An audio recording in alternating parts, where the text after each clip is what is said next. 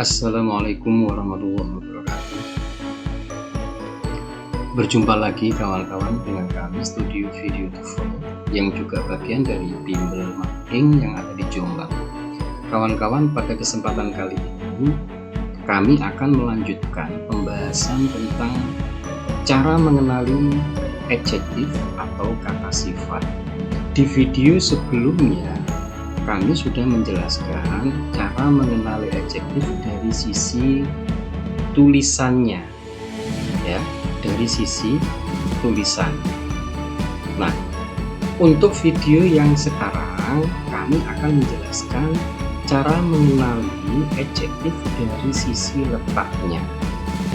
Nah, ketika kita sudah memahami dari sisi tulisan, tinggal kita meletakkan di dalam sebuah kalimat itu letaknya di mana. Nah, kita akan mempelajari adjektif dari sisi letak. Langsung saja kawan-kawan, bayangkan ketika Anda menemui soal seperti ini. Ada hal-hal yang menjadi pertanyaan siswa. Bagaimana saya bisa meletakkan A, B, C, D ini di dalam sebuah kalimat soal kalau saya tidak bisa mengerti jenis kata A, B, C, D-nya seperti itu. Oke, akan menjadi masalah ketika option A, B, C, D ini, ya, kita tidak tahu jenis katanya apa saja. A jenis katanya apa, B jenis katanya apa, C jenis katanya apa. Hal-hal yang harus kita lakukan kawan-kawan adalah harus tahu proses pembentukannya. Berarti ini kita tinjau dari sisi tulisan. Membentuk tulisan kata sifat itu caranya bagaimana? Itu ada di video yang ada di atas ini. Silakan nanti kawan-kawan cermati di video tersebut proses memperhatikan cara pembentukan kata sifat dari sisi tulisan. Oke, nah pertanyaan berikutnya kawan-kawan, ketika kita menghadapi soal ini, kalau sudah tahu ciri tulisannya, pertanyaan berikut, di mana kita meletakkan jenis kata tersebut? Dalam hal ini kan kita belajar kata sifat. Nah, di mana kita meletakkan jenis kata sifat tersebut? Berarti kawan-kawan kita harus paham ciri letak suatu jenis kata. Dalam hal ini adalah kata sifat. Demikian juga ketika nanti kita belajar tentang proses pembentukan kata benda, pertanyaan berikut, di mana kita meletakkan jenis kata benda tersebut? Berarti kan harus paham yang namanya ciri letak. Kaitannya dengan kata benda, kami juga sudah menayangkan di channel kami tentang kata benda dari sisi tulisan dan kata benda dari sisi letak. Silahkan nanti kawan-kawan kunjungi video tersebut sebagaimana yang kami jelaskan di di video-video sebelumnya. Nah, langsung saja kawan-kawan, kali ini kita akan mempelajari ciri kata sifat dari sisi letaknya. Oke, berarti kita akan belajar letak adjektif itu di mana saja. Letak adjektif itu kawan-kawan adalah setelah to be. Sebagaimana kita ketahui, to be itu diantaranya adalah ini. Ada to be present, is, am, are, was, were, dan sebagainya. Nah, kawan-kawan, setelah to be ini kita bisa menambahkan yang namanya adjektif. Sebagai contoh ini, Susie is beautiful. Nah, setelah to be ini itu adalah kita bisa menambahkan adjektif. Ini adalah adjektif. Ya, jadi letaknya adjektif itu adalah setelah to be. Ini sama dengan letaknya kata benda. Kata benda kan juga bisa setelah to be. Misalnya, I am a student. Nah, ini adalah kata benda. Ciri-cirinya kata benda kan ada kata determiner ini, yaitu a. Oke. Terus yang berikutnya, ciri letak adjektif itu di mana? Letaknya adjektif, kawan-kawan, bisa di nomor 2 ini, yaitu setelah linking verb. Yang dimaksud linking verb itu apa? Kan gitu pertanyaannya.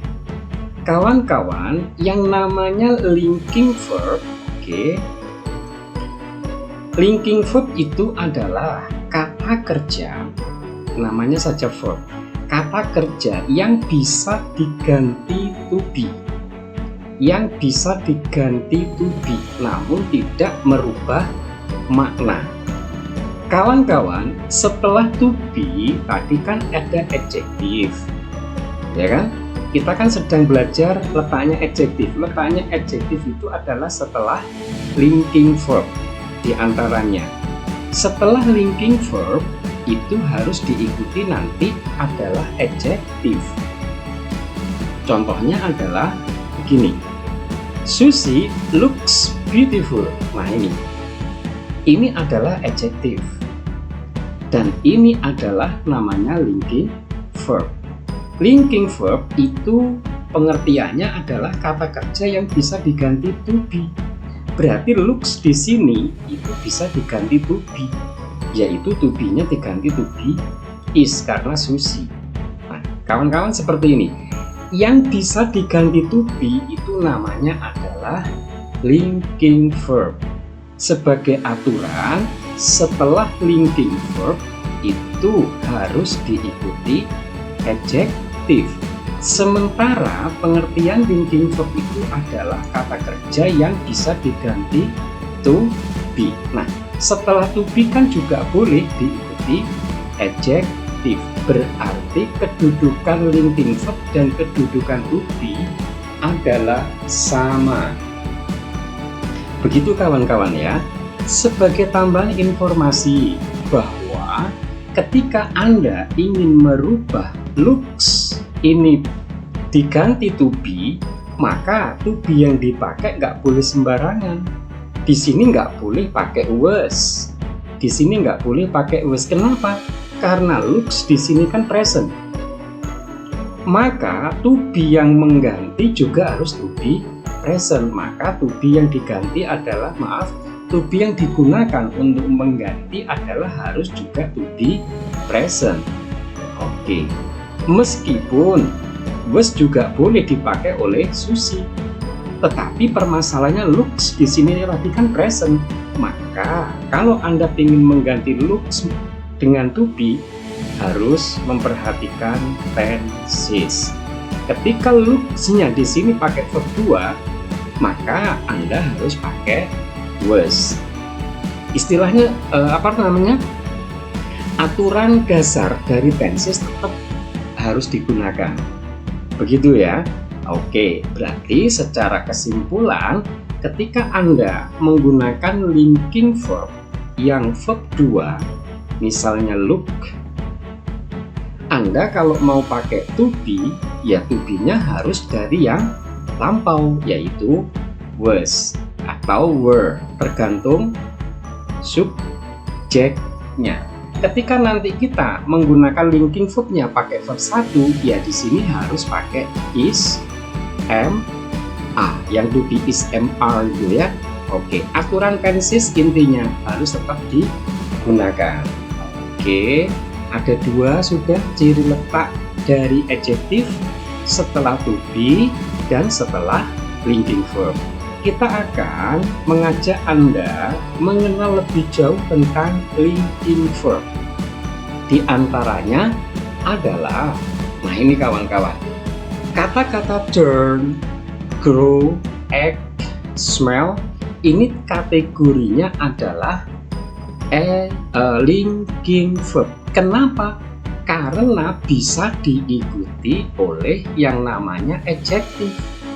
Left itu adalah sifat. Ciri-cirinya kata sifat itu kawan punya yang namanya antonim. punya lawan kata. Left itu kiri, berarti lawan katanya kan right, kanan. Turn left, turn right. Nah, itu berarti ini adalah linking verb. Demikian juga grow itu adalah linking verb. Karena apa? Diikuti adjective. Verb itu gemuk, lawannya adalah kurus. Ya, jadi grow fat itu tumbuh besar, tumbuh gemuk, menjadi gemuk. Penerjemahannya begitu. Demikian juga linking verb itu ada kata act, ada kata smell. Smell good. Nah, good kan punya lawan, ya kan? Oke. Di antaranya yang lain kawan-kawan adalah kata sound. Nah ini terdengar, menarik, tampak, bahagia, feel good, go crazy. Go crazy di sini artinya adalah tergila-gila. Ya, bukan pergi gila. Nah, bukan ya. Oke, saya nggak berani menerjemahkan bahasa Jawa ini ya. Kalau diterjemahkan bahasa Jawa jadi konyol, ya kan? Oke. Nah, kawan-kawan, sound, seem, feel, go ini juga termasuk linking verb. Kenapa? Karena bisa diikuti adjective. Go, terkait go kawan-kawan. Go itu kan biasanya diikuti tempat. Go to school, go to Surabaya. Nah, seperti itu. Ini go kok diikuti kata sifat, berarti go ini kategorinya adalah linking verb. Oke, bisa ini diterjemah, go bisa diganti oleh to be. Semisal di sini adalah ada kata subjek I go crazy. Nah, berarti go di sini bisa diganti I am crazy. Nah, seperti itu. Oke. I am good bisa diganti I feel good. Nah, ini bisa diganti pakai am. Itu kawan-kawan yang disebut sebagai linking verb. Di antaranya juga adalah become rich, remain silent, dan sebagainya ini. Ini semuanya linking verb. Dasarnya adalah bisa diikuti adjective. Itu kata kuncinya. Berikutnya adalah look. Nah ini, look beautiful. Look disgusting, terlihat menjijikkan misalnya. Ini adalah kata sifat. Dan yang warna kuning itu adalah linking verb. Semoga ini menjadi tambahan ilmu. Kita harus setiap hari menumpuk ilmu untuk masa depan, kawan-kawan ya. Nah, kawan-kawan semuanya, saya bantu untuk mengingat dari linking verb ini biar tidak mudah lupa. Sudah saya siapkan, cara mengingatnya begini saja. Nah, ada kata ini tadi, ya, ada kata ada kata turn, grow, act, smell. Saya tulis warna beda, ada beberapa. Nah itu, turn menjadi TU saja yang dibaca, nanti yang warna putih ini aja yang dibaca. Nanti dibaca tugas. Nah, yang berikutnya Anda baca yang huruf putihnya saja. Ini saya sedikit paksakan biar kawan-kawan tidak lupa. Ini dibaca Susi gitu ya. Tugas, Susi, dan Vigo. Nah ini Vigo ya. Ini Vigo ini anak kawan saya ya. Namanya saya pakai di sini. Halo Vigo, kan gitu ya. Oke. Susi dan Vigo di sini berat. Become rich, become, remain, appear, sama taste. Ini saya tulis berat. Cara membacanya begitu. Terus nanti di sini saya kasih tutup kata look, dibaca look. Jadi kalau dibaca linking verb itu menghafalkannya tugas Susi dan Vigo berat loh. Nah gitu ya. Semoga ini membantu biar kawan-kawan tidak lupa dan cepet nanti ingat, oh ini termasuk linking verb. Oke, demikian. Jadi sudah kita dapatkan dua.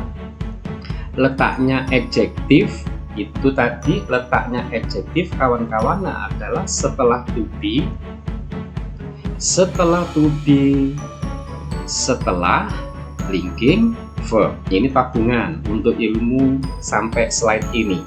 Untuk berikutnya kawan-kawan, kita mengajak mengerjakan soal. Nah, ini pernah muncul di STAN 2016. Nah, kawan-kawan, di sini ada kata go, ada kata goes.